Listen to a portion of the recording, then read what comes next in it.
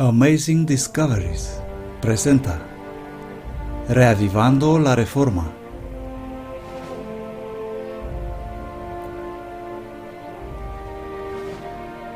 Presentado por el profesor Walter White.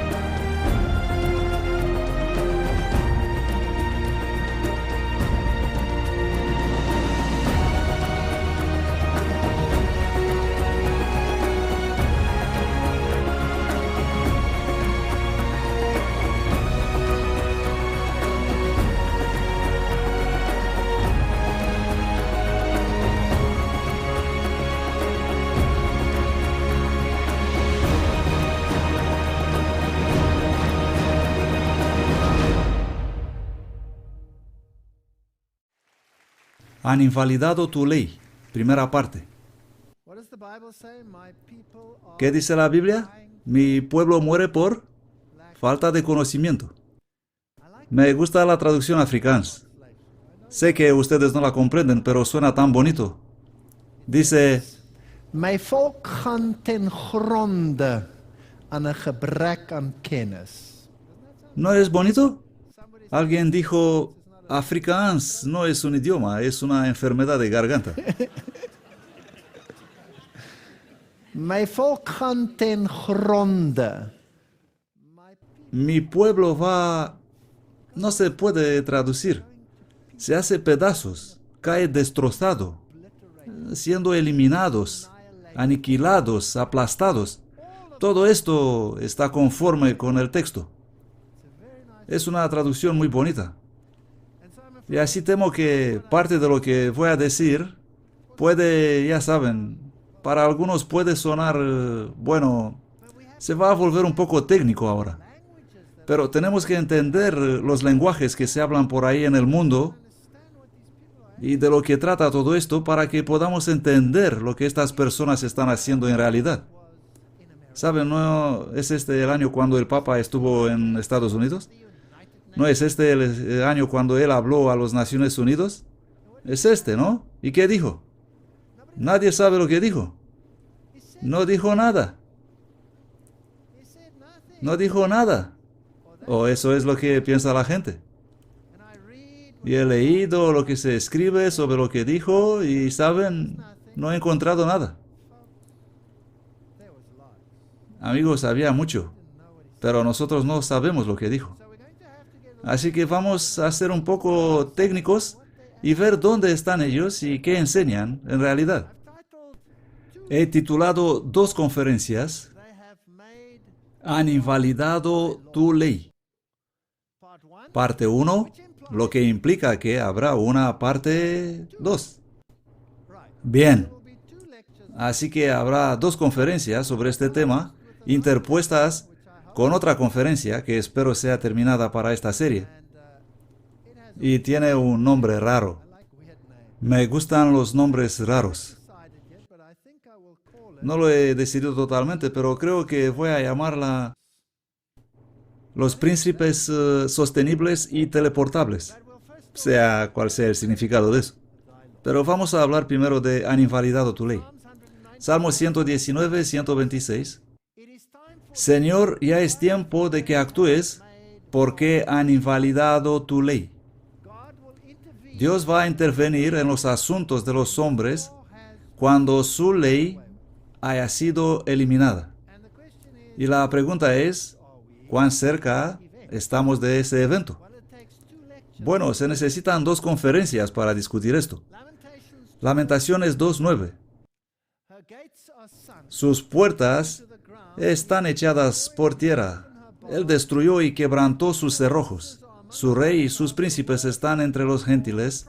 La ley ya no existe. Sus profetas tampoco encuentran visión de parte del Señor. Así que la ley está muy vinculada con todo referente a Dios. No te metes con mi ley. Está grabada en piedra.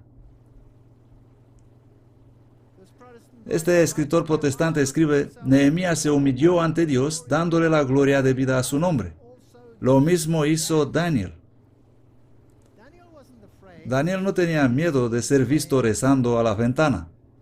Era su costumbre. Para detenerlo, rápidamente fue enviado el mensaje de que la autoridad del rey era mayor que la del Rey de Reyes, Jesucristo. Estudiemos las oraciones de estos hombres. Ellos nos enseñan que debemos humillarnos, pero que nunca debemos borrar la línea de demarcación entre el pueblo que guarda los mandamientos de Dios y los que no tienen respeto por su ley. Así que echemos una breve mirada a los primeros versículos del libro de Daniel, capítulo 9. Daniel dice, y volví mi rostro al Señor Dios buscándole en oración y súplica, con ayuno, cilicio y ceniza. Y oré a Jehová mi Dios y confesé y dije, oh Señor, Dios grande y terrible, que guarda el pacto y la misericordia con los que le aman y guardan sus mandamientos. Hemos pecado, hemos hecho iniquidad, hemos obrado impíamente, hemos sido rebeldes y nos hemos apartado de tus mandamientos y de tus decretos. No hemos obedecido a tus siervos los profetas que en tu nombre hablaron a nuestros reyes y a nuestros príncipes, a nuestros padres y a todo el pueblo de la tierra. Hemos pecado. No hemos prestado atención a tus mandamientos. Hemos despreciado a tus profetas. Esta es la oración y Daniel es un tipo para el pueblo del fin del tiempo. Su nombre significa juicio, el pueblo del juicio al fin del tiempo. El estándar del juicio es la ley de Dios. Hablad y obrad como unos que serán juzgados según la ley de la libertad. Ellos invalidan la ley de Dios porque Satanás odia la autoridad de Dios. No lo admite. ¿Qué oración fue la que salió de los labios de Daniel? ¿Qué humildad de alma revela? Se reconocía el calor del fuego celestial en las palabras que subían hasta Dios. El cielo respondió a esta oración enviando su mensajero a Daniel. En nuestros días, las oraciones ofrecidas de esta manera prevalecerán ante Dios. La oración eficaz del justo puede mucho. Así como en los tiempos antiguos, como se ofrecía en la oración, descendía fuego del cielo y consumía el sacrificio sobre el altar, en contestación a nuestras oraciones el fuego celestial vendrá a nuestras almas. La luz y el poder del Espíritu Santo serán nuestros. Esa fe cerró la boca de los leones. Esa fe puede cerrar todavía la boca de los leones hoy. Pero existe una triste realidad que cuando estás por justicia y verdad, y cuando estás por Jesucristo, por lo que Él es, enfrentarás los vientos de los conflictos. Esta tierra está cubierta de la sangre de los que estuvieron para justicia y verdad. Esto es uno de los dichos de Martín Lutero. Donde está Cristo, siempre Él va en contra de la corriente. ¡Wow! Esto es verdad. Si estás por la verdad, tendrás los vientos soplando contra ti. Dios ha indicado ciertas leyes y estándares en el mundo para la felicidad del hombre. Es cuando nosotros violamos esas leyes que la infelicidad abunda. Dios también ha ordenado su creación de tal modo que cada organismo cumpla su propósito, y cuando nosotros deterioramos este propósito, la Biblia dice en Romanos 8:22, porque sabemos que toda la creación gime a una y está en dolores como de parto hasta ahora. Tenemos problemas. Este planeta está en problemas. Nuestra fe se basa únicamente en Jesucristo y su justicia. Es cierto que hemos violado las leyes naturales. Apocalipsis 11:18 dice: y se han airado las naciones y tu ira ha venido, y el tiempo para que los muertos sean juzgados, y para que des el galardón a tus siervos los profetas y a los santos y a los que temen tu nombre, pequeños y grandes, y para que destruyas a los que destruyen la tierra. Esto no es solo en términos del ambiente físico, de contaminación. Escuchamos un montón sobre estas cosas hoy, ¿no? Todo el planeta está en un estado deplorable. Así es, pero la Biblia dice que el planeta será cambiado como una ropa envejecida. Y es esta publicidad que escuchamos en el mundo de hoy. ¿Será parte de algún plan o que está pasando por ahí? Vamos a hablar sobre esto en las próximas conferencias. Quiero hablar sobre cómo violamos el orden de Dios. Y sé que habrá algunos sensibles dedos gordos de pie en esta audiencia y en el mundo. Y no es mi intención hacer el patriarca o el sabe todo. Pero Dios tiene un cierto orden en las cosas. Génesis 1:28 dice: y los bendijo Dios y les dijo Dios: fructificad y multiplicaos, llenad la tierra y sometedla, y dominad sobre los peces del mar, y sobre las aves de los cielos, y sobre todas las bestias que se mueven sobre la tierra. ¿Quién tiene el dominio sobre el planeta? El hombre. Dios mismo le dio el dominio para señorear este planeta. Claro que hay quienes abusan este privilegio, pero Dios no puso la tierra sobre el hombre, sino que puso al hombre sobre la tierra. Si vas a la hipótesis Gaia, según John Vennon, James Lovelock ha formulado la hipótesis Gaia, que hoy es conocida como la adoración a la tierra. Promueve el holismo que tuerce y distorsiona Génesis 1. Y vamos a ver que el diablo ha conseguido pervertir, invertir y eliminar cada uno de los aspectos en el orden de Dios, incluyendo su ley de los 10 mandamientos. Hemos violado la distribución de roles. Génesis 1:27. Y creó Dios al hombre a su imagen. A imagen de Dios lo creó, varón y hembra los creó. Y señoras, Él creó a Adán primero. Lo siento. Y genéticamente Adán tiene todos los genes que se necesitan para ser una mujer, pero una mujer no tiene todos los genes que se necesitan para ser un hombre. Ella no tiene la cromosoma Y. Y este es el orden que Dios ha indicado. ¿Por qué? Para señorear sobre la mujer, Dios nos libra. Dios no acepta nada sino ofrenda voluntaria. Dios no obliga, Dios no fuerza. Él dice: cuando yo sea levantado, atraeré a todos a mí. No te voy a obligar, no voy a hacer que me adoras. Es cuando comprendemos el carácter de Dios, que por nuestra propia voluntad doblamos las rodillas ante Él, porque esa es la única ofrenda que es ofrenda voluntaria aceptable. Un amor que es forzado no tiene valor alguno.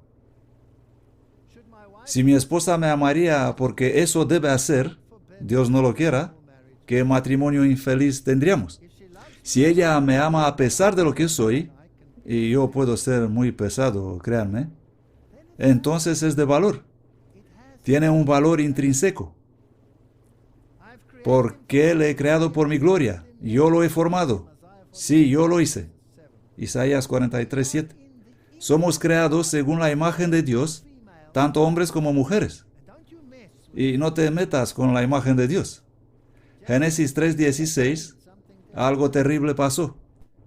A la mujer dijo: multiplicaré en gran manera tus dolores y tus preñeces. Con dolor darás a luz a los hijos, y tu deseo será para tu marido, y él señoreará sobre ti. Oh.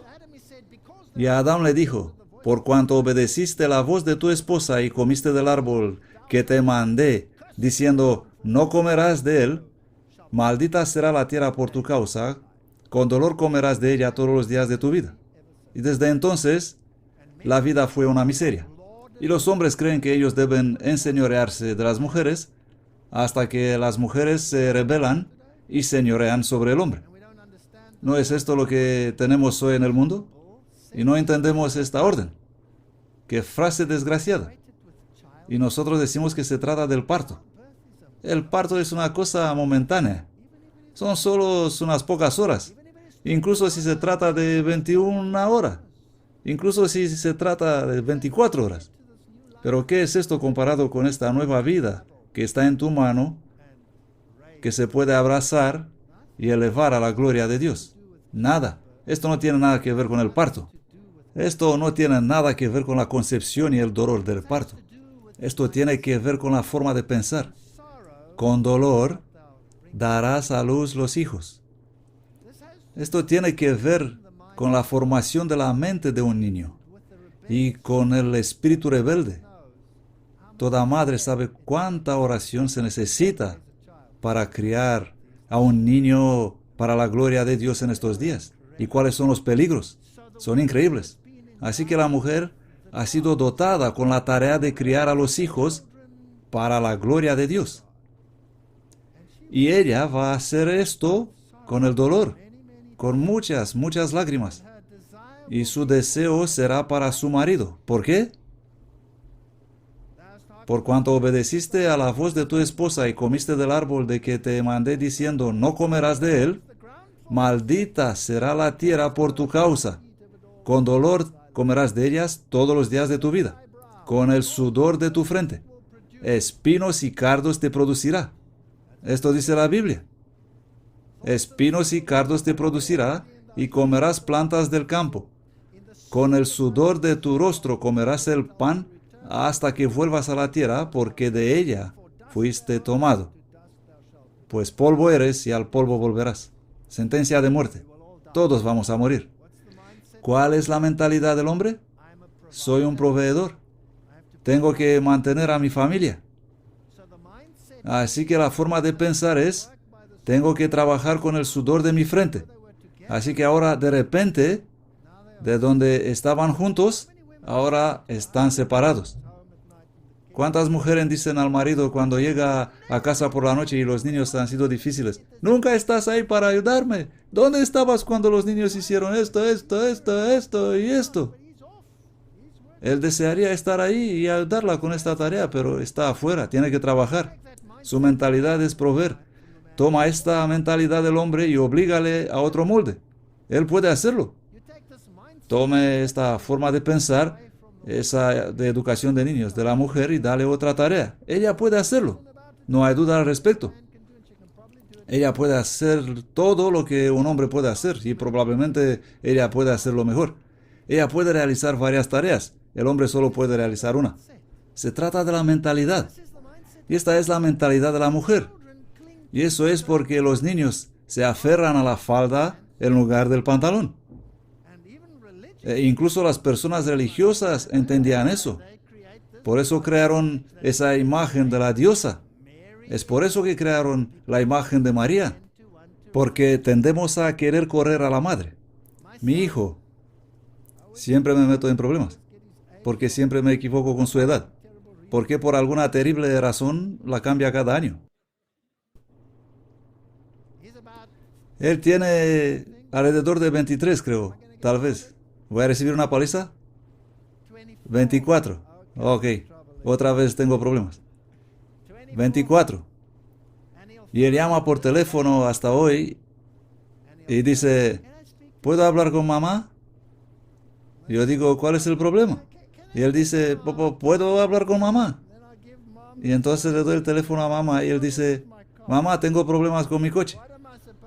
¿Qué se supone que es que podría matarle por eso? ¿Por qué haría algo así? Quiero decir, seguro que me podría preguntar a mí qué hacer con su coche, ¿verdad?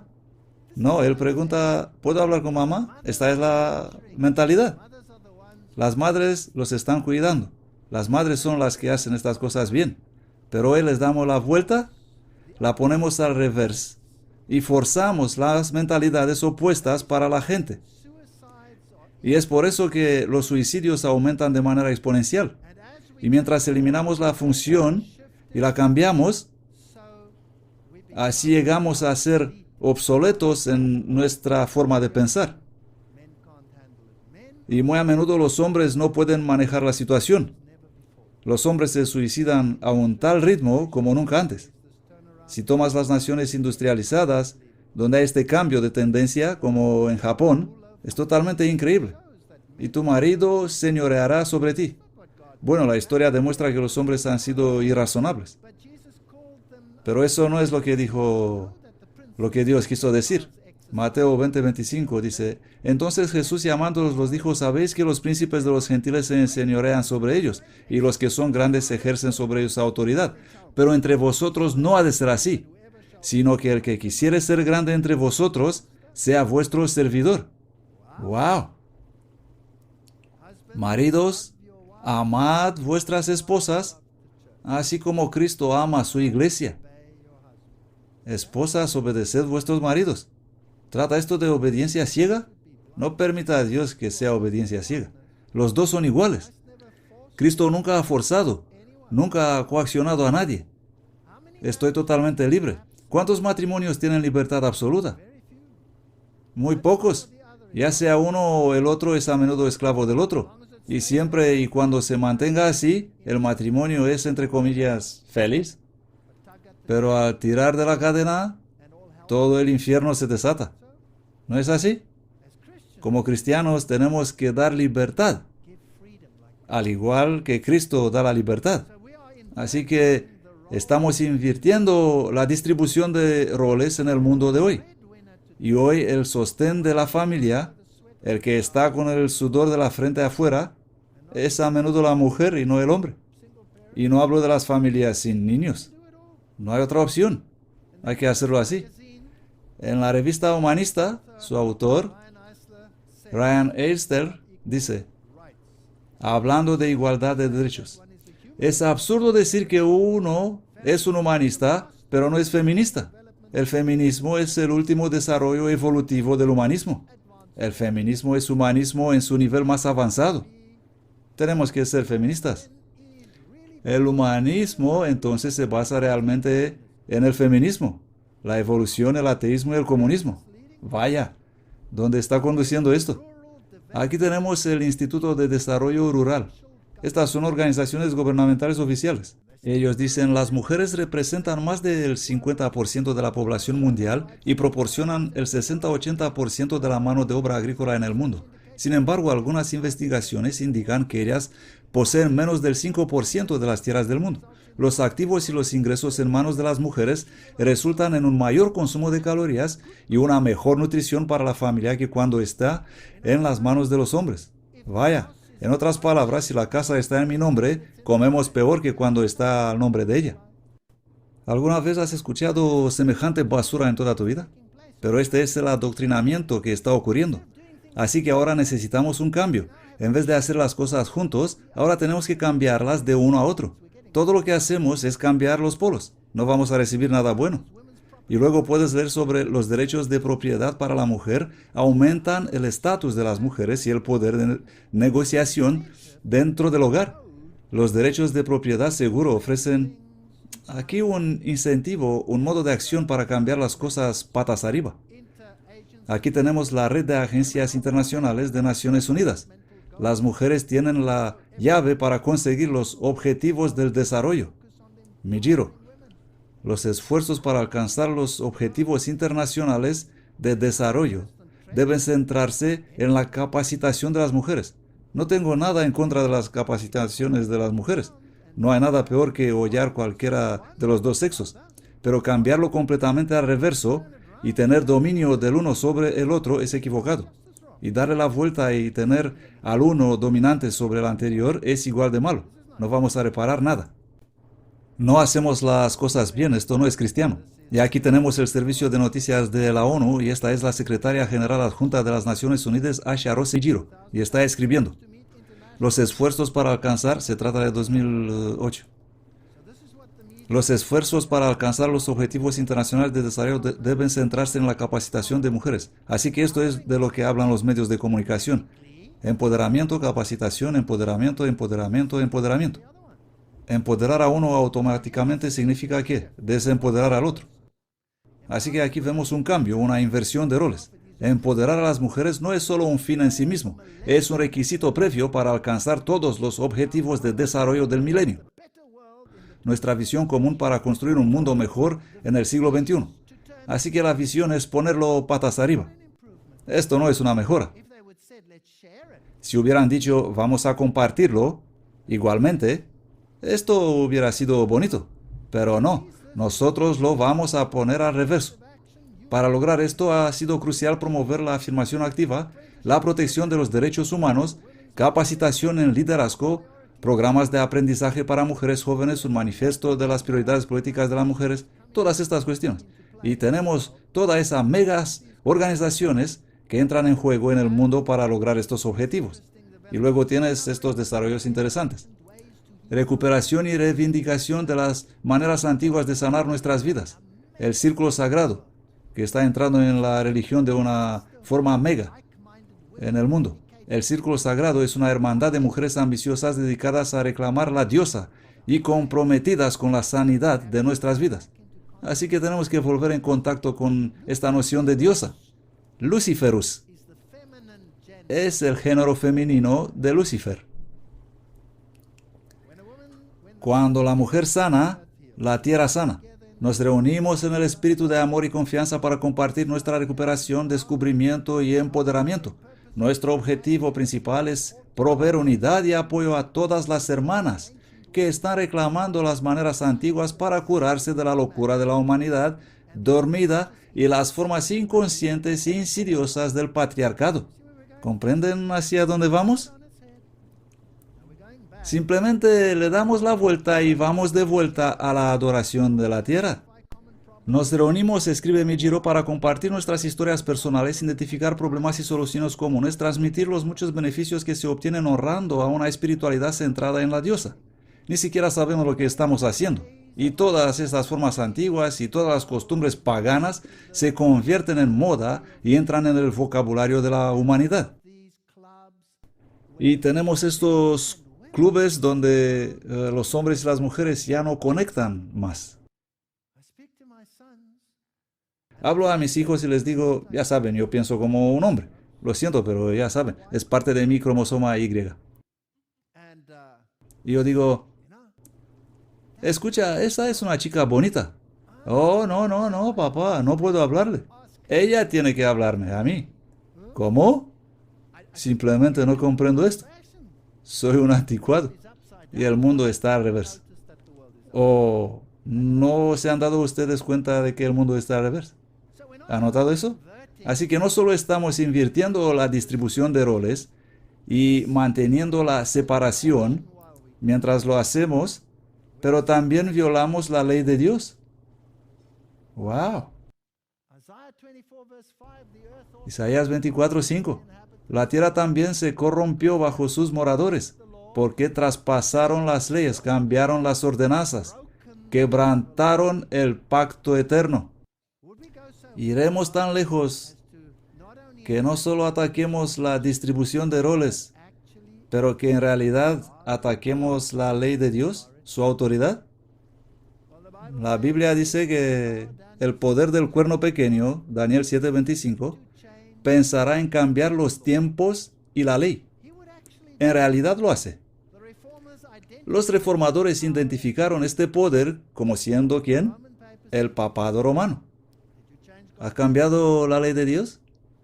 El Papa dice, el Papa tiene el poder de cambiar los tiempos, abrogar leyes y dispensar todas las cosas, incluso los preceptos de Cristo. Ellos mismos escribieron esto. Podemos cambiar la ley de Dios. El decretal Romano Católico dice, el Papa puede pronunciar sentencias y juicios en contradicción con los derechos de las naciones, con la ley de Dios y el hombre. Puede deshacerse de las órdenes de los apóstoles, él siendo su superior, y de las reglas del Antiguo Testamento. ¡Cuánta arrogancia! ¡Cuánta arrogancia! La voluntad del Papa es sinónimo de... Y ahora tenemos que tener mucho cuidado cómo leemos estas declaraciones. Cada palabra está cargada. Cada palabra, cada acción que va hacia afuera para que la gente lo vea, contiene un mensaje. Y tenemos que averiguar el mensaje si queremos entender cómo Satanás está estableciendo su reino. La voluntad del Papa es sinónimo de... ¿Cuál es esa palabra? La razón. Él puede prescindir por encima de la ley y puede del mal hacer bien, corrigiendo y cambiando las leyes. Papa Nicolás, citado en Actos para los Tiempos. Quiero que guarden la palabra razón. Segunda Tesalonicenses 2:3. Nadie os engañe en ninguna manera, porque no vendrá sin que antes venga la apostasía y sea revelado el hombre de pecado, el hijo de perdición. ¿Pecado? ¿Qué es eso? El cual se opone y se exalta contra todo lo que se llama Dios o es adorado, tanto que como Dios se sienta en el templo de Dios, haciéndose pasar por Dios. Así que aquí está otro Dios en la tierra que va a tomar el poder para sí mismo, de negar lo que ha dicho Dios y cambiarlo por otra cosa, el hombre del pecado. ¿Cuál es la definición del pecado? 1 Juan 3:4. Cualquiera que comete pecado traspasa también la ley, pues el pecado es transgresión de la ley. Así que el hombre del pecado debe tener un problema con la ley de Dios, ¿correcto? Por definición debe tener un problema. Bueno, vamos a ver qué hizo la religión católica con la ley de Dios. Pero no solo eso.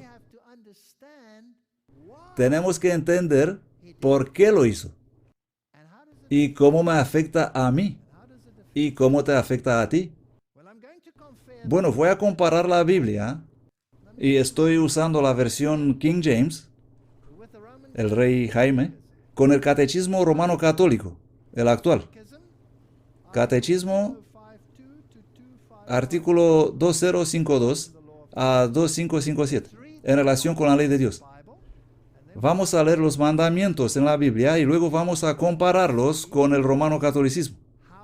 Y luego veremos cómo fueron cambiados y por qué. Porque el cambio está basado ¿en qué? En la razón. Buena palabra. El primer mandamiento dice: Yo soy Jehová tu Dios, que te saqué de la tierra de Egipto, de la casa de servidumbre. No tendrás otros dioses delante de mí. El Catecismo Romano Católico dice: Yo soy el Señor tu Dios, no tendrás dios ajenos delante de mí. Bueno, ¿qué se ha ido? Esto desapareció. Que te saqué de la tierra de Egipto, de la casa de servidumbre. Si quieres ser un gobernador universal y quieres unificar todos los sistemas religiosos, entonces una ley basada en la razón no se puede acomodar muy específicamente a la deidad a que te refieres. ¿Comprenden? Es decir, que te saqué de la tierra de Egipto, de la casa de servidumbre, es muy específicamente el Dios al cual adoraban los judíos. Y eso excluye cualquier otra deidad. Así que es políticamente inconveniente hacer estas referencias específicas. Así que vamos a sacarlos y dejar solo: Yo soy el Señor tu Dios. No tendrás dioses ajenos delante de mí. Y así resuelvas el problema. El segundo mandamiento dice: No te harás imagen ni ninguna semejanza de cosa que esté arriba en el cielo, ni abajo en la tierra, ni en las aguas de debajo de la tierra. No te inclinarás a ellas, ni las honrarás, porque yo, Jehová tu Dios, soy Dios celoso, que visito la maldad de los padres sobre los hijos hasta la tercera y cuarta generación de los que me aborrecen, y que hago misericordia a millares de los que me aman y guardan mis mandamientos. Dios no dice aquí que Él va a castigar a los hijos por los pecados de los padres. Él está simplemente diciendo que, por desgracia, el ejemplo de los padres pasa al filtrarse a la siguiente generación. Ahora, si quieres ser un rey universal, con poder universal, entonces, ¿cómo cambiarás la mentalidad de todas las naciones idólatras que hacen exactamente esto? Es imposible. Así que esta ley es altamente inconveniente. Así que, ¿qué hacemos con ella? Bueno, ¿por qué no simplemente quitarla? Y así el catecismo de la Iglesia Católica, basado en la razón y el sentido común, lo elimina. Ya no está. Ahora el complot se pone cada vez más interesante. El tercer mandamiento dice: no tomarás el nombre del Señor tu Dios en vano, porque el Señor no tendrá por inocente al que tomare su nombre en vano. En esta conferencia no voy a discutir exactamente la relevancia de todas estas cosas. Voy a hacer esto en otra conferencia. Acuérdense que hay una parte. ¿Cuál? Hay una parte segunda. Una segunda parte.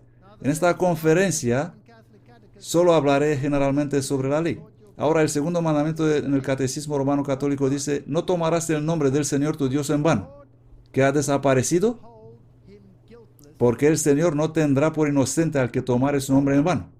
Esta advertencia se impone en la ley de Dios, pero se suaviza en el romano catolicismo. ¡Wow! Interesante.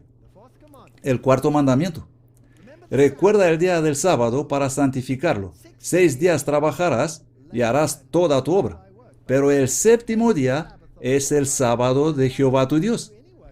No harás en él obra alguna, ni tú, ni tu hijo, ni tu hija, ni tu siervo, ni tu sierva, ni tu ganado, ni tu extranjero que está dentro de tus puertas. Porque en 6 días hizo Jehová el cielo y la tierra y el mar y todas las cosas que en ellos hay, y reposó en el séptimo día. Por eso Jehová bendijo el día sábado y lo santificó. Es increíble que los 2 mandamientos más largos de la Biblia han sido drásticamente cambiados. Por hecho, más del 70% de la ley de Dios ha sido eliminado por el romano catolicismo. El tercer mandamiento en el catecismo dice: acuérdate de santificar el día del Señor. ¿Qué fue cambiado? Bueno, esta gran parte ha desaparecido. 6 días trabajarás y todo lo que pertenece de eso ha desaparecido. Y ese primer trocito, el día del sábado, ha sido tirado a la basura y reemplazado con día del Señor. ¡Qué fascinante! Me pregunto cuál será su propósito del papado. Fascinante. Vamos al quinto mandamiento que dice: honra a tu padre y a tu madre para que tus días se alarguen en la tierra que Jehová tu Dios te da. El catecismo católico dice: honra a tu padre y a tu madre. ¿Qué han sacado? La promesa. Si eres fiel a este mandamiento, este es el mandamiento con una promesa, dice Pablo. La promesa ha sido eliminada. Ahora es un mandamiento sin promesa. Bueno, hicieron casi lo mismo en el sexto. Pero por supuesto ellos tienen hasta ahora uno menos, ¿correcto? Porque ellos eliminaron el segundo mandamiento por completo. Así que en el catecismo el quinto será el cuarto, el sexto será el quinto en el catecismo. No matarás, sin cambio. El séptimo mandamiento y el sexto en el catecismo: no cometerás adulterio, sin cambio. El octavo se convierte en el séptimo: no robarás, sin cambio. El noveno: no darás testimonio falso contra tu prójimo. No darás testimonio falso contra tu prójimo, queda igual. Y ahora ellos solo tienen 9 mandamientos, por lo que harán bien espabilarse para obtener 10. Y la manera de hacerlo es tomar el 10º mandamiento y dividirlo en 2. Pero noten lo que hacen. El 10º mandamiento dice: no codiciarás.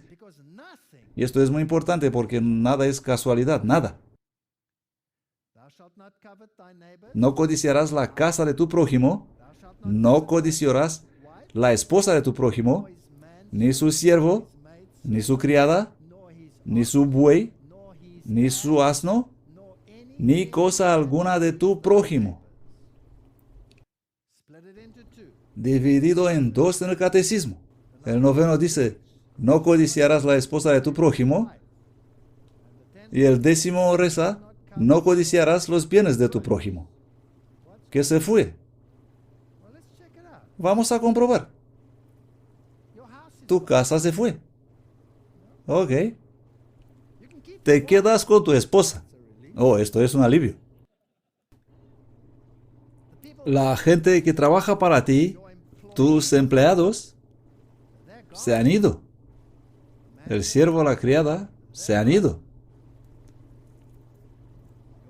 Tu buey y tu asno se fueron. Ahora, ¿cuál sería el equivalente de un buey y un asno hoy? Con el buey hacías tu trabajo. Una traducción directa hoy sería tu tractor. Pero una traducción general sería tus instrumentos de trabajo. Han desaparecido. Tu asno sería hoy tu transporte. Ha desaparecido. Has perdido tu casa, tus trabajadores, tus herramientas y has perdido tu medio de transporte. ¡Wow! Interesante. Muy interesante. Ahora vamos al siguiente paso. No voy a repetir mis conferencias pasadas. Si desean tener más detalles sobre lo que pasó en la Revolución Francesa, pueden mirar conferencia Revoluciones, Tiranos y Guerras de la serie Asalto Total. Los derechos humanos contra la ley de Dios. Los grandes filósofos de la Revolución Francesa, lo de Voltaire y todo lo demás, y los grandes instigadores, los planificadores, los Weissamtes, ¿qué eran y quién eran ellos? Todos eran jesuitas.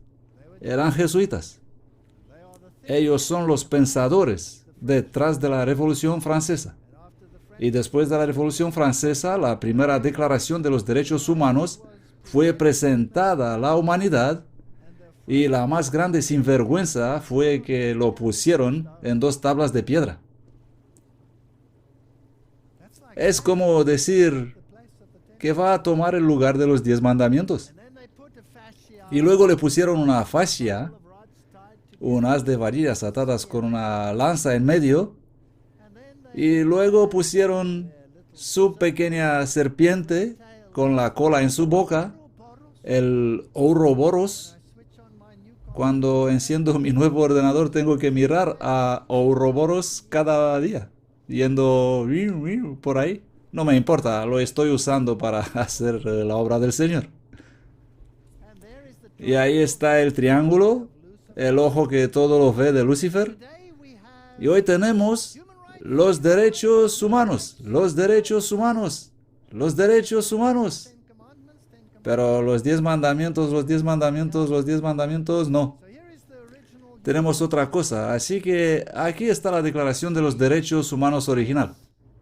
Vamos a leer la cita de Pío XI. Bajo el fascismo, los propietarios pueden mantener sus títulos de propiedad y escrituras, pero el uso de su propiedad es, como escribió León XIII, común. El fascismo es una forma de socialismo que conserva las formas y los adornos del capitalismo, pero no su sustancia.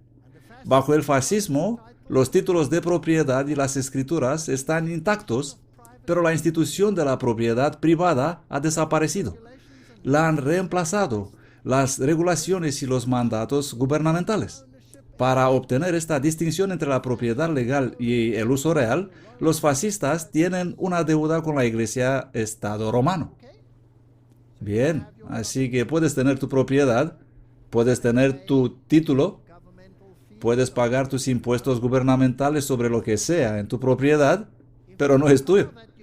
De hecho, el coche que conduces tiene una pegatina que normalmente demuestra que has pagado tus impuestos. El coche es tuyo por arrendamiento, en calidad de préstamo. Puedes alquilarlo o pagarlo integral, pero aún así es un contrato de arrendamiento, no es tuyo. Ni tampoco tu casa. Está bajo una hipoteca social. Así que la Revolución Francesa tiene estos 10 mandamientos por aquí, con este haz de varas, la fascia, Y luego si miras la parte superior de la lanza ahí, ese pequeñito gracioso gorro, que es el gorro frigio, que es el gorro de la Revolución Francesa. Estas cosas están con mayor detalle en mis conferencias anteriores y no voy a repetirlas. Pero si quieres saber el origen del gorro, entonces tendrás que ir al dios Mitra. El mitraísmo es el corazón del romano-catolicismo. El romano-catolicismo es mitraísmo. Es adoración del sol persa, no es cristianismo. Es el dios persa del sol, Mitra, quien es el que mató al toro con todos sus animales inmundos que le ayudaron a hacerlo. Y ahí está su pequeño gorro, el gorro frigio. Así que pones este gorro pequeño, este símbolo ahí y todo el mundo piensa, ¡qué gorrito más lindo! No, usándolo estás honrando a Mitra. Y luego los líderes de la libertad tomaron a la libertad en la persona de esta mujer, una prostituta, la trajeron en tremendo son de fanfarria a Notre Dame, la catedral, y la entronizaron como diosa de la razón. Volvemos a la palabra razón. La voluntad del Papa representa la razón. Ahora bien, hemos visto que él ha cambiado los 10 mandamientos, y hay una razón razonable para cambiarlos. Y ahora hemos reemplazado la autoridad de Dios dentro de la iglesia por una acción razonable y nos inclinamos a la diosa. Hemos visto en la inversión de Génesis 1 que la diosa también se hizo prominente. Y las mujeres son divinizadas en la forma de una diosa. Esto es todo una teología muy interesante. En realidad es una teología luciferiana, pero vamos a llegar ahí. Así que aquí los franceses la entronizaron como diosa de la razón y podemos ver ahí encima de su cabeza el emblema del sol ardiente, del sol Mitra, el venerable día del sol. Ahora, desde 1948 hasta 1998, esta fue la gran aceptación de este principio a escala universal y se llama la Declaración Universal de los Derechos Humanos, adoptada y proclamada por la Asamblea General en su resolución 217A3 de 10 de diciembre de 1948. Y aquí tenemos los derechos humanos como base para la moralidad humana atesorada en el gobierno universal. El 10 de diciembre de 1948, la Asamblea General de las Naciones Unidas aprobó y proclamó la Declaración Universal de Derechos Humanos, cuyo texto completo figura en las páginas siguientes, bla, bla, bla, bla, bla. Se trata de su página web, de la página propia web de la ONU. Así que los derechos humanos son hoy en día la moral internacional. En este año, 2008, Papa Benedicto saluda a la Asamblea General de Naciones Unidas, 18 de abril de 2008, en las Naciones Unidas en Nueva York. Papa recordó a todos los Estados miembros de la ONU que tiene el deber de proteger a su pueblo de graves y continuas violaciones de los derechos humanos. El Papa se ha convertido en el campeón de los derechos humanos. Acuérdense que sus jesuitas instituyeron los derechos humanos por primera vez.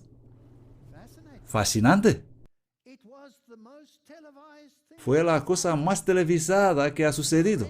Y la alfombra roja se desenrolló. ¿La pueden ver ahí?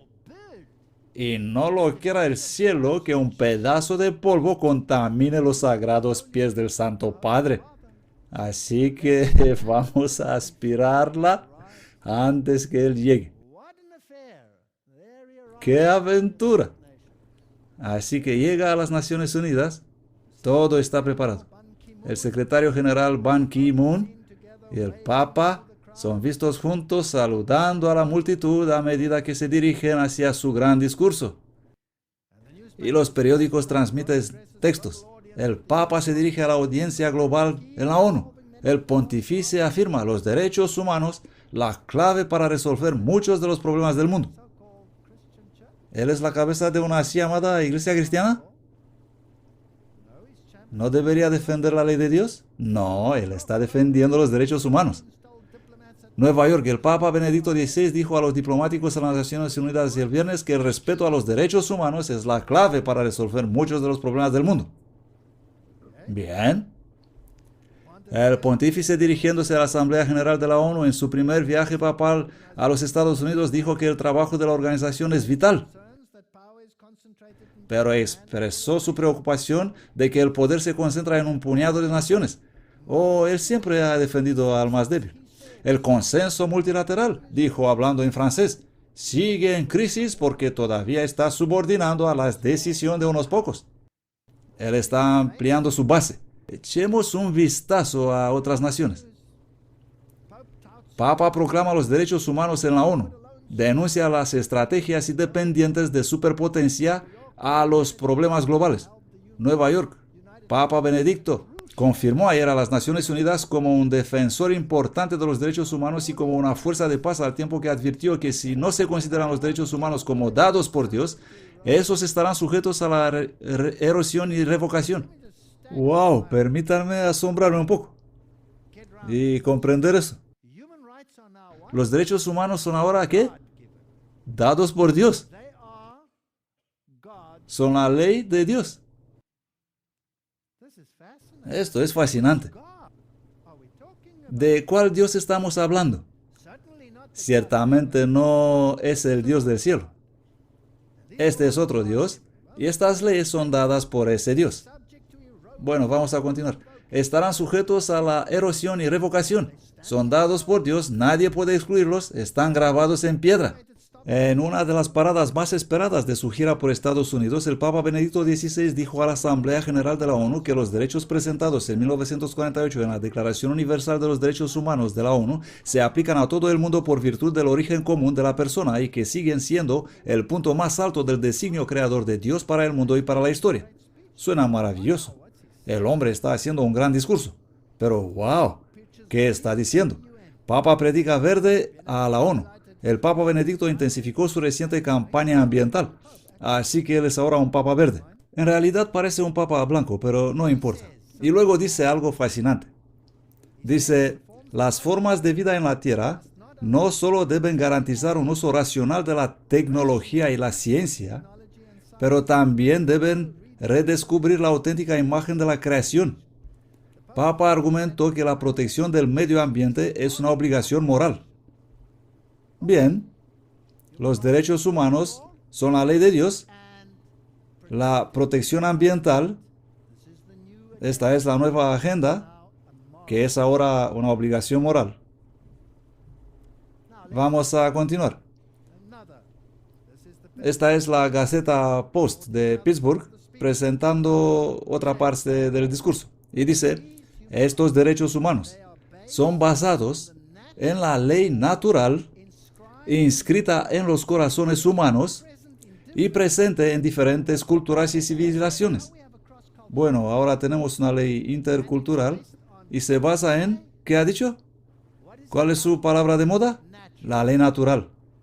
Saben, la mayoría de la gente ni siquiera se da cuenta de lo que dijo. Ellos dicen, bueno, esto suena muy bonito. Se basan en la ley natural inscrita en el corazón del hombre y presente en las diferentes culturas y civilizaciones. Su visita de 6 días fue en respuesta a una invitación, bla, bla, bla, como los papas Juan Pablo II, bla, bla, bla, bla, bla. Y luego dijo, los derechos humanos, dijo Papa, son la clave para la paz y la seguridad mundial. Así que ahora estamos aprendiendo algo más. Es que la ley de Dios se basa en la ley natural. Bueno, echemos un vistazo a la ley natural. Nos gustaría saber lo que dijo. Wikipedia, ya sé que no es la mejor fuente, pero la pueden comprobar en otras partes. Y les voy a dar un montón de otras fuentes que son muy relevantes. La filosofía griega, estamos hablando de la ley natural, hace hincapié en la distinción entre naturaleza, physis, por un lado, y la ley, derecho o convencionalismo, nomos, por el otro. Lo que la ley mandaba variaba de un lugar a otro, pero lo que era por naturaleza debía ser lo mismo en todas partes. Por tanto, una ley natural habría tenido el sabor más de paradoja que algo que evidentemente existía. A menudo se dice que Aristóteles es el padre de la ley natural. Así que la teología del derecho natural se basa en la razón y es universal. mientras que la ley de Dios es muy específica y no es universal. Y por lo tanto, la ley de Dios tendrá que ser cambiada, a pesar de que está escrita en piedra y no puede ser modificada. El hombre de pecado cambiará la ley de Dios y la va a reemplazar con la ley de los derechos humanos de otro Dios. Y está basada en la ley natural. ¿Pero qué dices? La comprensión católica contemporánea.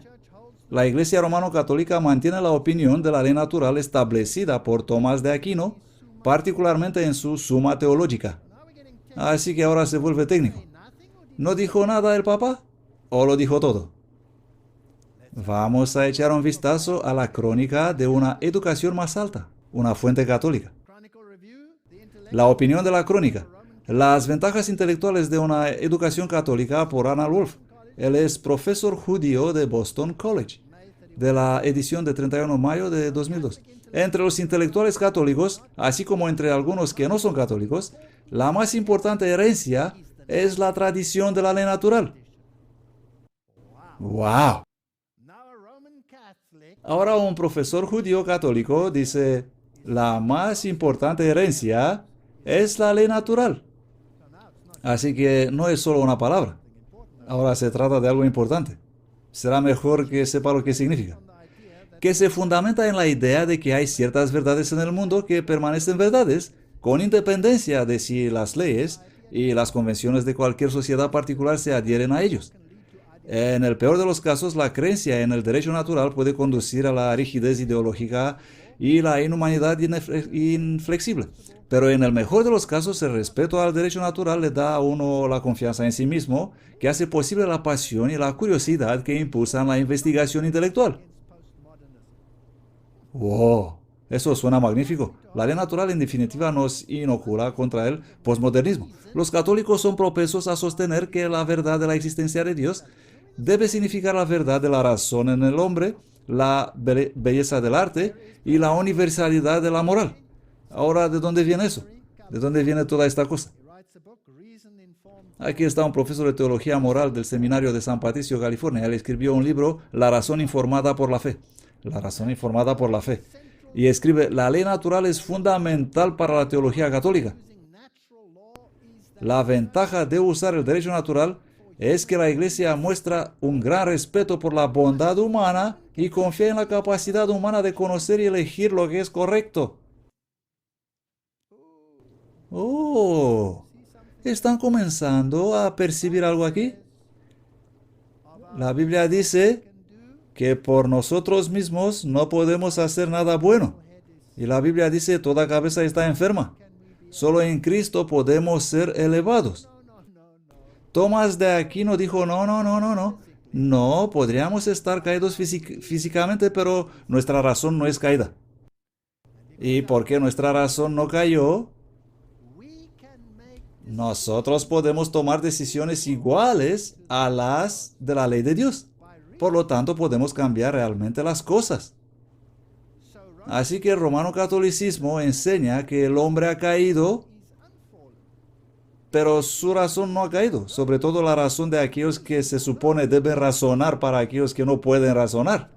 Porque ellos piensan que esos son otros, el goyim, son demasiado estúpidos para razonar.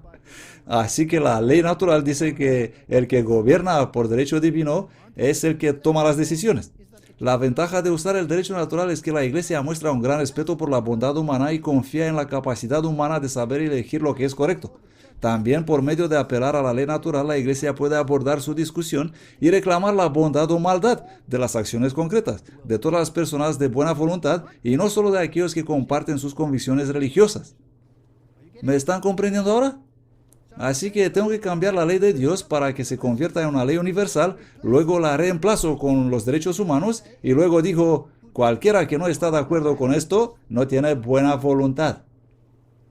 Y una persona sin buena voluntad no merece existir. El magisterio ha apelado a la ley natural como base de sus enseñanzas pertenecientes a una sociedad justa, el comportamiento sexual, la práctica médica, la vida humana, la libertad religiosa y la relación entre la moralidad y la ley civil. Entonces, ¿cuánto de tu vida va a ser controlado por la ley natural? Todo.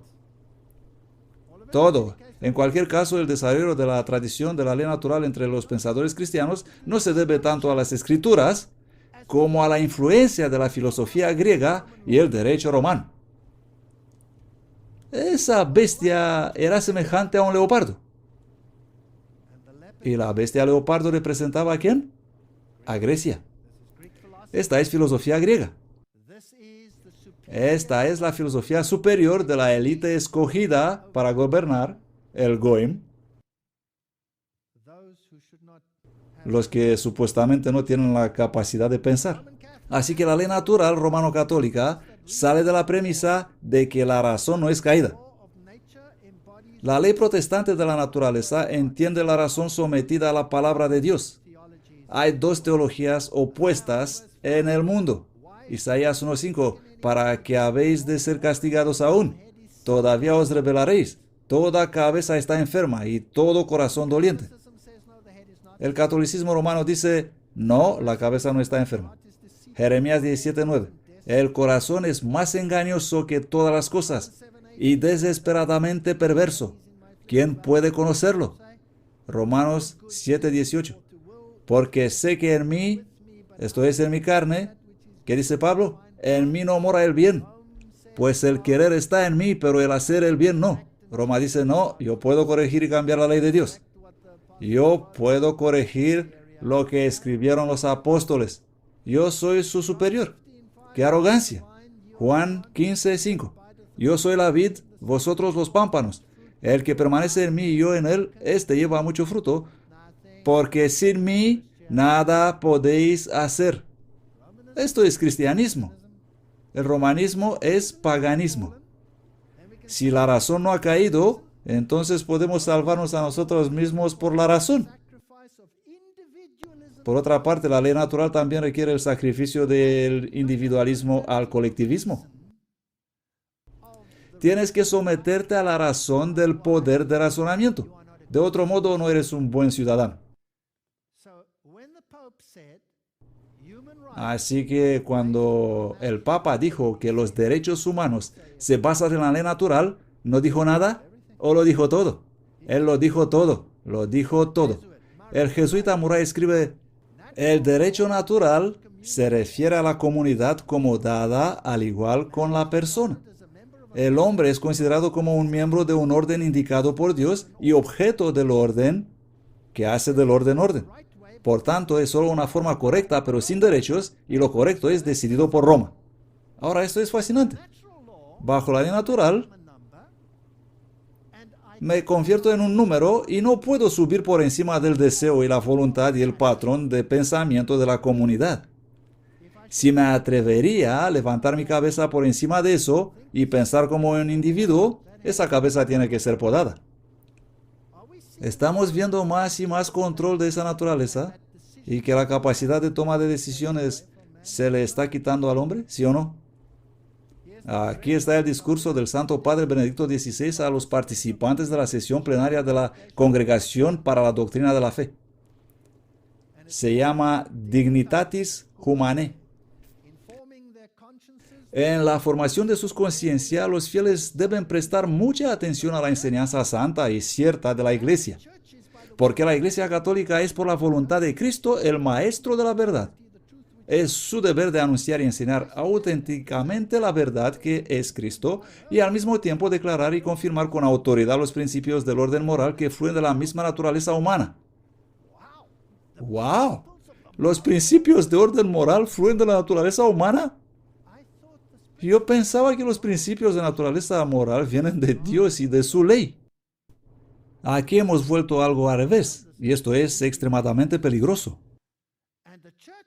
Y la Iglesia va a decidir lo que tienes que creer. Papa Benedicto XVI se dirigió a la Universidad de Roma. ¿Qué dijo? 2008. Papa es en primer lugar el obispo de Roma y como tal, en virtud de la sucesión apostólica del apóstol Pedro, él tiene la autoridad episcopal en lo que respecta a toda la Iglesia Católica. La palabra obispo, episcopos, que en su significado inmediato se refiere a la supervisión, ya en el Nuevo Testamento fue fusionada con el concepto bíblico del pastor. Yo soy tu supervisor. Yo soy tu pastor. Harás lo que yo diga. Este es el discurso del Papa, no mío. Yo solo estoy leyendo. Él es el que desde un punto elevado de observación. Estoy tan contento de tener a alguien en un punto elevado de observación que puede decidir por mí lo que es correcto o incorrecto. ¿Qué haría yo sin él? Observa todo el paisaje, asegurándose de mantener el rebaño junto en el camino correcto. Esta descripción de la función del obispo dirige la vista en primer lugar dentro de la comunidad y de los creyentes. Pero esta comunidad por la cual el obispo se preocupa, por grande o pequeña que sea, vive en el mundo. Sus condiciones, su camino, su ejemplo y sus palabras influyen inevitablemente al resto de la comunidad humana en su totalidad. Así el Papa, precisamente como el pastor de su comunidad, se ha ido convirtiendo en una voz de la razón ética de la humanidad. Tenemos otro Dios en la tierra. Él decidirá qué es correcto o incorrecto y será mejor que obedezcas.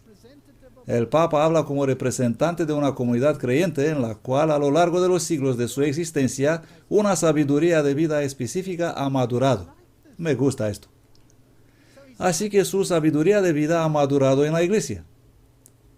Él habla como representante de una comunidad que tiene dentro de sí un tesoro de conocimiento ético, de experiencia, que es importante para toda la humanidad. En este sentido, él habla como representante de una forma de razonamiento ético. Vaya. Siempre que los mecanismos razonables están preocupantes, él señala que el problema no se puede reducir a una mera lucha por obtener más votos, sino que debe incluirse un proceso de argumentación que responda a la verdad. Wahrheitssensibles Argumentationsverfahren. Good grief. Esto es lo mismo que acabo de leer en inglés. Y luego se refiere a Tomás de Aquino. Merece un lugar especial en la historia para poner de relieve la autonomía de la filosofía, así como la de la ley. Así que aquí existe una moral que se ha desarrollado en la Iglesia y su poder y altura residen en el Papa. Martín Lutero, esta es una serie de reforma, habla de Schriftprinzip, que es el principio de la Biblia, lo que está escrito en la palabra, el principio de la palabra.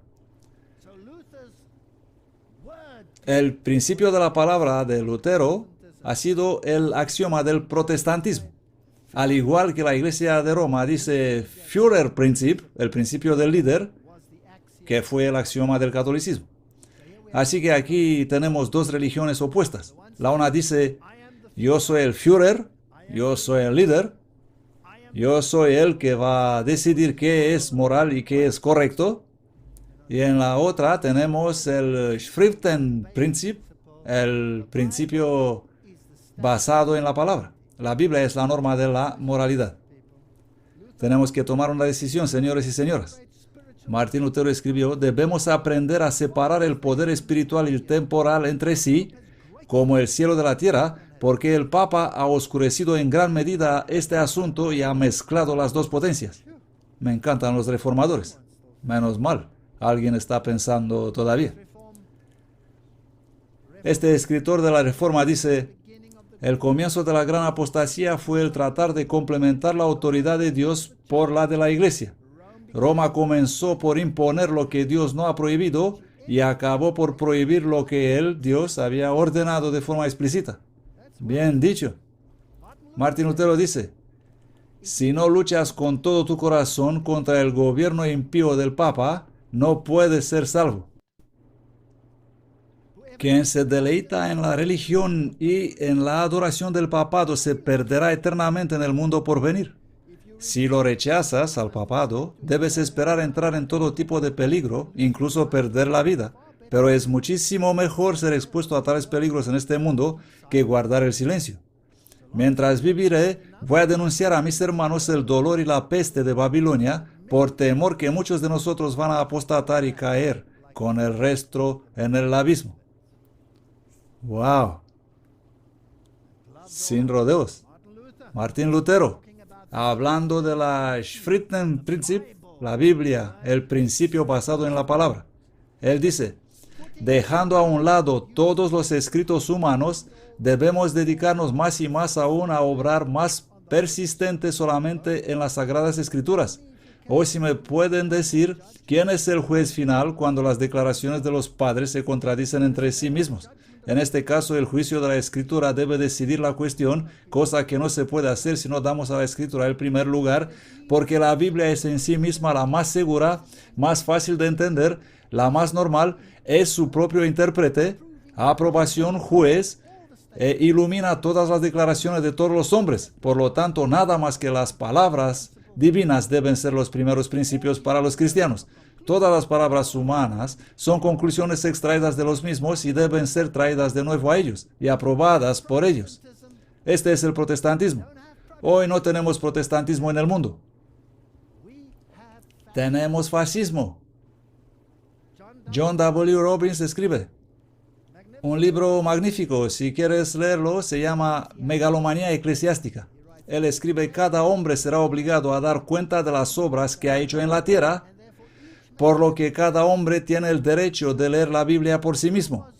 Así nació el individualismo, que transformó el mundo como un antiguo y medieval. Individualismo, estando delante de Dios como el autor de los propios hechos y ser juzgado por el espejo de la ley de Dios. Thomas Ehrenzeller, director de los Federalistas Mundiales, afirma: un número creciente de personas están patrocinando una reacción en contra de la ola del fanatismo religioso fundamental. El camino correcto a seguir es el que dará lugar a un nuevo mundo unido y a una ley mundial. Queremos otra ley, queremos una ley universal, y esta no puede ser la ley de la Biblia. Tiene que ser otra ley. El segundo manifiesto humanista se jactaba: deploramos la división de la humanidad por motivos nacionalistas. Hemos llegado a un punto de inflexión en la historia humana donde la mejor opción para trascender a los límites de la soberanía nacional y avanzar hacia la construcción de una comunidad mundial, tenemos que perder el individualismo. Debemos llegar a ser sumergidos en el globalismo. Nosotros, los miembros de las Naciones Unidas, proclamamos solemnemente nuestra determinación común de trabajar con urgencia para el establecimiento de un nuevo orden económico internacional. Esta es la crónica mensual de las Naciones Unidas. ¿Un nuevo orden internacional? ¿Crees que esta crisis en este momento podría tener algo que ver con eso? ¿Crees que es posible que tu casa, que el protestantismo siempre garantizó, que tus posesiones y todas estas cosas están ahora bajo amenaza? Un cambio completo en el orden financiero y económico del mundo es imprescindible. Benjamin Kremer, portavoz de Maitreya: la tierra y lo que se produce pertenece a la humanidad en su conjunto, y debe venir el tiempo cuando las necesidades básicas, los alimentos, etcétera, etcétera, sean distribuidas equitativamente por un Consejo Central de Economía. Nos estamos moviendo en una dirección muy interesante. Blair lanza una organización de fe. Apenas escapado de su papel del primer ministro, el ex primer ministro Tony Blair pone en marcha una fundación de fe para luchar contra la pobreza mundial, desafiar los conflictos y unir las religiones del mundo. ¿Sobre la base de qué? ¿Sobre la base de Cristo? Imposible. Imposible. Así que el nuevo programa tiene otras cosas en mente. Tony Blair se convierte al catolicismo en el servicio de Westminster. ¿Está él sentando un precedente? ¿Está él sentando un precedente? Tony Blair se ha convertido al romano catolicismo, confirmó el portavoz oficial del ex primer ministro. El señor y la señora Blair aquí están con el Papa. Y qué hermoso apretón de manos. Me gusta este apretón de manos. Es muy, muy interesante, me gusta. BBC. El siguiente en tomar el control es el señor Brown.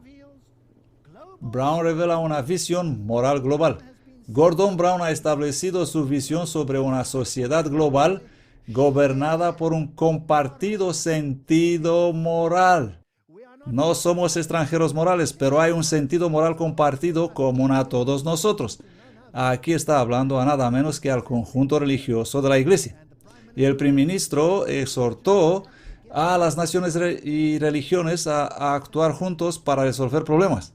Y se dirigió a la Asamblea General de la Iglesia de Escocia. Necesitamos una moral compartida. Fascinante. La Biblia dice, han invalidado tu ley. Y es la hora de que Dios actúe. El diario Telegraph, George Bush se reúne con el Papa en medio de afirmaciones que podría convertirse al catolicismo. Oh, no, otro. ¿Va a hacerlo? El mundo entero se vuelve católico. Qué bonita conversación tienen estas personas. ¿Y cuál es la lucha que él da por nosotros? Bueno, vamos a ver. Condolenza, ¿nos puedes ayudar? Jacobinismo. ¿Qué es eso? Esa fue la Revolución Francesa. Los jacobinos fueron formados por Adam Weishaupt, que era jesuita. La secretaria de Estado Condolenza Rice utilizó el discurso de 8 de febrero en París para ensalzar la revolución democrática global de la administración Bush, que dijo ella continúa a la hora de la Revolución Francesa del siglo XVIII. Bien. La Revolución Francesa reemplazó la moralidad de Dios con otra moral. El Papa llega a Nueva York y dice, esta moralidad, los derechos humanos, está dada por Dios. ¿Dijo él eso? Se basa en la razón. Yo solo hago un resumen. Se basa en la ley natural. Espero que están empezando a ver todo lo que fue alguna vez y ha desaparecido poco a poco en la arena del tiempo. ¿Pueden comprender? Ahora, ¿qué es esta Revolución Francesa que usted continúa? Señor Bush. ¿Y a quién va a usar usted con el fin de promover sus acciones? Bueno, obviamente su poder militar. Aquí está el Departamento del Ejército de Estados Unidos de América. Oh, ¿qué hace ese pequeño gorrito divertido en el emblema de las Fuerzas Armadas de los Estados Unidos de América? ¿Está él terminando lo que empezó la Revolución Francesa, sí o no? Quiero decirle esta noche que lo que comenzó ahí es la guerra sin cuartel contra Dios de los cielos. Es la acción de destronar la soberanía de Dios para ser reemplazada por la soberanía de otro Dios. Y va a ser universal y nadie puede interponerse en su camino. Y si te atreves, se te vendrá encima ese pequeño gorrito frigio como una tonelada de ladrillos. Ahora vamos a ir a los documentos papales. Pío, escribiendo en 1931, declaró que Rerum Novarum, sin embargo, se destacó en esto de establecer reglas infalibles para toda la humanidad, para la correcta solución del difícil problema de la solidaridad humana, llamada cuestión social. Gracias, Papa Pío. Nos estás diciendo que la encíclica Rerum Novarum nos dirá cuáles son las soluciones adecuadas para la humanidad. Ahora, Juan 23, en su Mater e Magistra, escribió, con mucho la evidencia más notable de esta doctrina social y acción que la Iglesia ha establecido a través de los siglos, sin duda, es la muy distinguida carta encíclica Rerum Novarum. Quiero saber qué dice este documento, porque me va a mostrar cuáles son las soluciones adecuadas para mis decisiones morales. ¿No es esto lo que dicen? Así que les voy a aburrir con la Rerum Novarum. Sé que lo hice en una conferencia anterior también, pero solo brevemente. Ahora lo voy a hacer un poco más detallado, porque les guste o no, somos ustedes y yo, los categorizados y puestos en un paquete para adaptarnos al papado. Pero me pregunto si acaso nos va a quedar bien eso. Que Dios nos ayude con esta nueva moralidad. Aquí está la gran encíclica y quiero decirles ahora que esta es la ley universal. La encíclica Rerum Novarum. A nuestros venerables hermanos, los patriarcas primados, bla, bla, bla, bla. Yo solo he tomado partes de ella. Así que no les voy a aburrir con todo el asunto. Porque todo hombre tiene por naturaleza el derecho a poseer bienes como propios. Este es el artículo 6 de la Rerum Novarum. ¿Por qué? Tengan en cuenta que la redacción es siempre muy cuidadosamente elegida. ¿Por qué? Por naturaleza. Por lo tanto, el hombre no solo debe poseer los frutos de la tierra, sino también el suelo, ya que a partir de los frutos de la tierra, él tiene que poner por provisión para el futuro. Las necesidades del hombre no mueren, sino siempre se repiten. Aunque satisfechos hoy, ellos exigen nuevos suministros para el mañana. La naturaleza, en consecuencia, debe haber dado al hombre una fuente que sea estable y permanezca siempre con él, de donde pueda extraer continuamente suministros. Esto fue escrito hace mucho tiempo, pero este es el pensamiento económico de la Iglesia Romano-Católica, como lo han dicho los papas. ¿No es eso desarrollo sostenible? ¿Han oído hablar del término desarrollo sostenible? ¡Wow! Así que no se pierdan mis conferencias sobre la gestión sostenible. No, sobre los príncipes sostenibles y teletransportables. El artículo 10 dice, a medida que los efectos siguen su causa, es simplemente justo y correcto que los resultados del trabajo deben pertenecer a los que han prestado su trabajo. Así que si alguien ha construido un coche para usted, ¿a quién pertenece este coche? Es común. No es tuyo. Es común. Es por eso que el buey y el asno fueron eliminados de los 10 mandamientos. Con razón he resaltado esa palabra. Entonces la opinión común de la humanidad, poco afectada por unos pocos disidentes que han contendido por una opinión contraria, ha encontrado en el estudio cuidadoso de la naturaleza y en las leyes de la naturaleza la ley natural, las bases de la división de la propiedad. Aquí está el Papa. Él dijo en las Naciones Unidas, los derechos humanos se basan en, ¿qué ley? La ley natural. Nos acercamos al tema con confianza y luego ellos utilizan nos y nosotros con mayúsculas. Ellos son Dios. Ellos van a decidir lo que debes creer. Artículo 22. Es lícito, dice Santo Tomás de Aquino, para un hombre mantener la propiedad privada y también es necesario para la continuación de la existencia humana. Pero si se hace la pregunta, ¿cómo se deben utilizar las posesiones de alguien? La Iglesia responde sin dudarlo con las palabras del mismo Santo Doctor. El hombre no debe considerar los bienes externos como propios, sino como comunes a todos, a fin de compartirlos sin dudarlo cuando otros están en necesidad. Ahora puedes comprender por qué el 10º mandamiento tuvo que ser cambiado. ¿Empieza a tener sentido? ¿Es él el hombre del pecado, sí o no? Artículo 27. Y si la sociedad humana ha de ser sanada ahora, en ninguna otra manera puede ser curada salvo por el retorno a la vida cristiana y las instituciones cristianas. Así que la sociedad humana está enferma. El protestantismo está enfermo, según ellos. Cuando una sociedad se va desgastando, el consejo sano para dar a los que la restaurarían es llamarla a los principios de la que surgió, catolicismo. Por lo tanto, apartarse de su constitución primitiva implica enfermedad.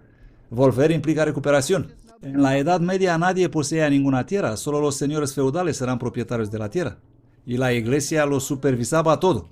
Y la Iglesia ha guardado con cuidado religioso la herencia de los pobres, que es lo que les pertenece a ustedes. La madre común de ricos y pobres ha provocado en todas partes heroísmo de la caridad. ¿Suena tan bonito? Por el Estado entendemos cualquier gobierno que se conforma con sus instituciones a la recta razón y a la ley natural y a aquellos dictados de sabiduría divina que hemos expuesto en la encíclica sobre la Constitución cristiana. Cada Estado tiene que cumplir con la ley natural, que es una ley católica gobernada por el Papa. Así que ahora vamos a echar un vistazo a lo que dice el artículo 33. La administración pública deberá proveer de vida y solicita por el bienestar y la comunidad de la clase obrera. Recuerda que no te pertenece. No puedes decir que tienes control sobre tus trabajadores. Esto está en el 10º mandamiento, pero ha desaparecido. Para citar las sabias palabras de Tomás de Aquino, así como la parte y el todo son en cierto sentido idénticos, de igual modo lo que pertenece al todo en cierto sentido pertenece a la parte. Entre los muchos y graves deberes de los gobernantes que harán lo mejor para el pueblo, el primero y principal es de actuar con estricta justicia que se llama justicia distributiva, hacia todos y para cada clase por igual. La redistribución de la riqueza. ¿Has oído esta expresión? ¿De dónde venía? Ahora ya sabes de dónde viene. Así como el poder de gobernar viene de Dios, y es, por decirlo así, una participación suya, la más alta de todas las soberanías, se deben aplicarse como si fuera ejercitado por el poder de Dios. No podrás decir no. Estarás en grandes problemas si dices no. Cada vez que el interés general o de alguna clase particular sufre o se ve amenazado con daño que de ninguna otra manera puede ser previsto o prevenirse, la autoridad pública debe intervenir para tratar con el daño. Vamos a tener cada vez más intervención de la autoridad pública en nuestra vida privada. Necesitarás firmar 3 peticiones para ir al baño. Los derechos deben ser respetados religiosamente donde quiera que existan, y es el deber de la autoridad pública prevenir y castigar el daño. Vamos a tener leyes que no sabremos de dónde han salido, que nos van a salir por las orejas. El derecho de poseer propiedad privada se deriva de la naturaleza, no del hombre, y solo el Estado tiene el derecho de controlar su uso para los intereses del bienestar público. ¿Por qué creen ustedes que el Estado es tan feliz de intervenir en la crisis de las hipotecas? ¿Están ellos tomando las cosas en sus propias manos? ¿Quién es tu dueño si la crisis de las hipotecas ha sido asumida por el Estado? El Estado te posee. ¿Y quién es dueño del Estado? Esa es otra pregunta interesante. ¡Wow! Esto es fascinante. Eso es fascinante. Dice que el Estado no puede absorber la tierra para sí mismo. Ahora, los sindicatos. Lo más importante de todos son los sindicatos de los trabajadores. Tales uniones deben ser adaptadas a las necesidades de nuestra época, una época de amplia educación, diferentes hábitos, numerosos requisitos. Es gratificante saber que existen en realidad no pocas asociaciones de esta naturaleza que consisten ya sea de trabajadores solos, bla, bla, bla. Queremos sindicatos de trabajadores, sindicatos de los trabajadores. Porque entrar en una organización de este tipo es el derecho natural del hombre, y el Estado tiene por oficio el proteger los derechos naturales, no destruirlos. Y si no permite a sus ciudadanos a formar asociaciones, él contradice el principio mismo de su propia existencia. Así que, Estado, vamos a tener sindicatos y ellos se harán cargo de las necesidades de los trabajadores y no de los demás. El resto serán excluidos. Y Estado, mantén tus manos fuera, porque nosotros somos los dueños. ¿Quién creó los sindicatos? Bueno, si vas a entrar en uno, te darás cuenta que los autores intelectuales están en las filas de los jesuitas. Y ahora escuchemos esta arrogancia absoluta. Y aquí se nos recuerda de las cofradías, las sociedades y las órdenes religiosas que han sido formadas por la autoridad de la Iglesia y la piedad de los cristianos. Los anales de todas las naciones, hasta nuestros días, dan testimonio de lo que ellas han logrado para la raza humana. Es indiscutible que en la base de la razón misma, este tipo de asociaciones sean perfectamente libres de culpa. En sus objetos poseen la sanción de la ley de la naturaleza. Así que estas órdenes cristianas se basan en la ley de la naturaleza. Estado, tú los dejarás en paz. No vas a interferir en los asuntos de la iglesia. Vas a mantener tus dedos afuera. Nosotros somos el jefe. En su aspecto religioso, ellos afirman que solo la iglesia es responsable del razonamiento. En consecuencia, los gobernantes del Estado no tienen derecho sobre ellos, ni tampoco pueden reclamar ninguna parte de su control. Por el contrario, es el deber del Estado de respetar y cuidar de ellos, y si es necesario, defenderlos de los ataques. ¡Wow! ¡Wow! Que el obrero sea exhortado y conducido a la adoración de Dios y a la práctica sincera de la religión, y entre otras cosas a la santificación del domingo y de los festivos sagrados. ¿Quién proclama estos festivos santos? La Iglesia. Que aprenda el obrero a respetar y amar la Santa Iglesia, la madre común de todos nosotros. Disculpe, no eres mi madre. De aquí entendemos la obligación de cesar el trabajo y las obras los domingos y ciertos festivos santos. Así que aquí tenemos instituidos los derechos de los trabajadores en rerum novarum. Y sigue más y más. Y el Estado no tiene derecho a interferir en la propiedad que pertenece a la Iglesia. El Estado solo tiene derecho de distribución y no derechos de propiedad. Se pone fascinante eso. El Papa León. En lo que respecta a la Iglesia, su cooperación nunca carecerá. Y luego sigue y sigue y sigue. Y esta es la encíclica. Eres dueño de nada. La Iglesia es dueña de todo. Todo el mundo está sujeto a ella. Lo que el papado ha desarrollado es que mediante la constante ampliación de los derechos humanos, para usar la frase del propio Vaticano, puede ofrecer siempre nuevos argumentos morales para aumentar el tamaño, el propósito y el poder del gobierno. Gaudium Spes, Alegría y Esperanza, una de sus encíclicas. Uno de los principales documentos emitidos por el Concilio Vaticano II es típico de los muchos pronunciamientos de la Iglesia-Estado. Interesante. Lo que sigue es una larga, aunque incompleta lista de los derechos del hombre, así como han aparecido en varias encíclicas papales de 1891. Estos son algunos de los nuevos derechos que requieren la intervención del gobierno en todos los aspectos de la sociedad y economía. Esto escribe la Iglesia Romano-Católica. Dejadme tomar un respiro. Derecho a fundar libremente sindicatos, derecho a la cultura, derecho a emigrar, derecho a alimentos, a ropa, al descanso, derecho a atención médica, derecho a un salario justo, derecho a la vida, a un ambiente seguro, a la seguridad personal de los trabajadores, a la vida familiar, a la propiedad divina, al uso común de los bienes. Inmediatamente después, derecho al trabajo, a una pensión, a un seguro, derecho de asociación, derecho a la protección, derecho a la integridad corporal, a la huelga, a fundar una familia, el derecho a la educación, al empleo, a la reputación, al respeto, a la información adecuada, a la protección de la intimidad, a la libertad que le corresponde, a la formación profesional, a la educación de calidad, bla, bla, bla, bla, bla, y sigue. Ahora, si tienes todos estos derechos, ¿cuánto debe intervenir el gobierno para asegurar estos derechos? Control absoluto. Por eso tú no puedes contratar y despedir. No puedes tomar una decisión en cuanto a tu negocio. Ni siquiera puedes decidir a quién emplear. ¿Sabes que va contra la ley que una iglesia específica contrate solo miembros de esa iglesia? Lo cual podría significar que si eres cristiano, muy pronto posiblemente tendrás que contratar a un predicador musulmán. Quiero decir, esto es ridículo. El complejo de las circunstancias de nuestros días hace necesario que las autoridades públicas intervengan cada vez más a menudo en los asuntos sociales, económicos y culturales. Ya en 1874, el primer ministro de Gran Bretaña, W.E. Gladstone, declaró, noten sus palabras, la servidumbre individual, sin embargo abyecta, no satisfará la Iglesia romana. El Estado debe ser también esclavo. ¿Incluye eso a los Estados Unidos de América? ¿Incluye eso a Canadá? ¿Incluye eso a Sudáfrica? En 1904 y 1905, un sociólogo alemán no católico, Max Weber, publicó un ensayo en el que habló sobre la ética protestante. Él dijo, los países cuyas economías han crecido con mayor rapidez fueron protestantes, y aquellos cuyas economías han quedado atrás eran romano-católicos.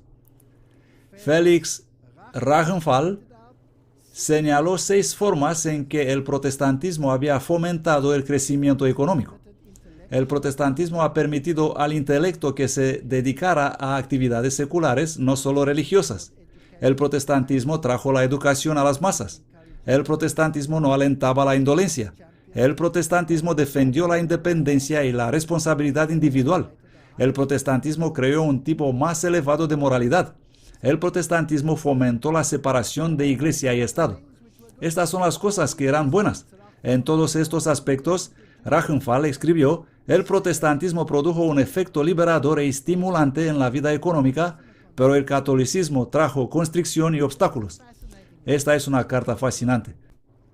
Dickens escribió, y la escribió al señor Foster, y dice, en el Simplon, en el puente de San Mauricio, donde termina el cantón protestante y comienza un cantón católico, puedes separar 2 condiciones perfectamente distintas y diferentes de la humanidad, al trazar una línea con tu bastón en el polvo en el suelo. En el lado protestante, pulcritud, alegría, industria, educación, aspiración continua para cosas mejores. En la parte católica, suciedad, enfermedad, ignorancia, miseria y sufrimiento. He observado con tanta frecuencia esto desde que llegué en el extranjero que tengo un triste presentimiento de que la religión de Irlanda está a la raíz de todos sus pesares. De acuerdo con el derecho canónico, el control de la propiedad de la Iglesia y del Estado romano pertenece al Papa, su emperador supremo. Él controla toda la propiedad. La doctrina romano-católica sobre la propiedad privada se refleja en el lema comunista del siglo XIX, de cada uno según su capacidad, a cada uno según su necesidad. Y si lo piensas bien, este era el lema de Lyndon Johnson. Los derechos humanos son más importantes que los derechos de propiedad. Era el credo de la sociedad de Lyndon Johnson. Vamos a tomar de los ricos y dar a los desposeídos, a los que no tienen. Este es fascismo, nazismo, teología de liberación, intervencionismo y socialismo. Esto es lo que tenemos hoy en el mundo. Quiero llevarles de vuelta a la Biblia. Quiero llevarles a Reyes capítulo 21. Es la historia de Acab, Nabot y su viña y Jezabel. Y la ubicación, Jezreel. Acab representa en la tipología los reyes del mundo. Y él mira por la ventana y la viña de Nabot parece gloriosa, pero no la puede tener porque pertenece a Nabot. Porque la ley de Dios dice, no codiciarás la casa de tu prójimo. No codiciarás la mujer de tu prójimo. No codiciarás cosa alguna de tu prójimo, ni su buey, ni su asno, ni sus trabajadores, nada, no tienes derecho a interferir. Asombroso, pero él la quiere. Y entonces viene Jezabel. Y Jezabel, en el Nuevo Testamento, es un símbolo de la iglesia apóstata, la que conduce a la adoración del sol. Ella le dice a Acab, te la voy a dar. Voy a deshacerme de ese pequeño obstáculo, Nabot. Y así ella mata a Nabot. Y Acab consigue lo que quería. Eso es un tipo de lo que va a ocurrir en este planeta. Nabot es asesinado por su viña. ¿Habéis leído los periódicos? ¿Cuántos protestantes están siendo expulsados de sus tierras? ¿Habéis visto lo que sucede en Zimbabue? ¿Habéis visto lo que sucede en todo el mundo? Aquí solo lo hacen más sutil. Pero todos van a perder. Y la comunidad va a obtener lo que es tuyo. Reyes 1. Pasadas estas cosas aconteció que Nabot de Jezreel tenía en Jezreel una viña junto al palacio de Acab, rey de Samaria. Y Acab habló a Nabot diciendo, dame tu viña para hacer un huerto de legumbres, porque está cerca a mi casa, y yo te daré por ella otra viña mejor que esta. O si mejor te pareciere, te pagaré su valor en dinero. Y Nabot respondió a Acab, guárdeme Jehová de que yo te dé a ti la heredad de mis padres. Y Acab se fue a su casa triste. Oh, qué historia interesante. Bueno, le voy a contar la historia. Isabel le dijo, yo te daré la viña de Nabot de Jezreel. Y como Jezabel oyó que Nabot había sido apedreado y muerto, dijo a Acab, levántate y posee la viña de Nabot de Jezreel, que no te la quiso dar por dinero, porque Nabot no vive, sino que ha muerto. El protestantismo dio libertades al mundo. Levántate, el protestantismo ha muerto. Toma la viña. Porque donde esté vuestro tesoro, allí estará vuestro corazón también. Poned la mira en las cosas de arriba, no en las de la tierra. He aprendido en mi país, donde sentimos estas cosas todos los días, donde las personas están siendo asesinadas por miles, expulsadas de sus tierras. He aprendido a aceptar que no es mío. Y si ellos lo toman, que lo tomen. Y si quieren mi coche, pueden llevárselo. Si ellos creen que necesitan mi televisor, pueden tenerlo. Donde está tu tesoro, allí está tu corazón también. Poned la mira en las cosas de arriba y no en las cosas de la tierra. Y esto les animo a ustedes. Yo no soy como aquellos predicadores que se levantan y claman, vamos a cambiar esto. No puedes cambiar nada. Nosotros hemos perdido la guerra, pero Cristo no la ha perdido. Poned vuestra mirada en las cosas de arriba. Cuando ellos hayan invalidado su ley por completo, Él actuará. Así dice la Biblia, yo lo creo. Y si nuestros afectos están dirigidos hacia arriba, entonces genial. Lutero declaró, mi fuerza y mi consuelo están en un lugar donde ni los hombres ni los demonios pueden llegar a ellos. ¿No es genial? Oh, me encanta. El cristianismo no es una muleta, es una cruz. Pero sin ella no tenemos esperanza. Nuestra esperanza se basa únicamente en Jesús y su justicia. Pensemos en lo que Él ha preparado para los que le aman y luego no importará lo que pase. Entonces, ustedes pueden tomar el periódico y en lugar de soplar una maldición y tener un infarto o un accidente cerebrovascular, relájense y observen el mundo yendo adelante mientras la gran batalla del fin del tiempo se desarrolla. Y recuerden, Jesús es el vencedor. Y Él ha prometido, en la casa de mi Padre hay muchas mansiones. Si no, yo os lo habría dicho. Voy pues a preparar lugar para vosotros.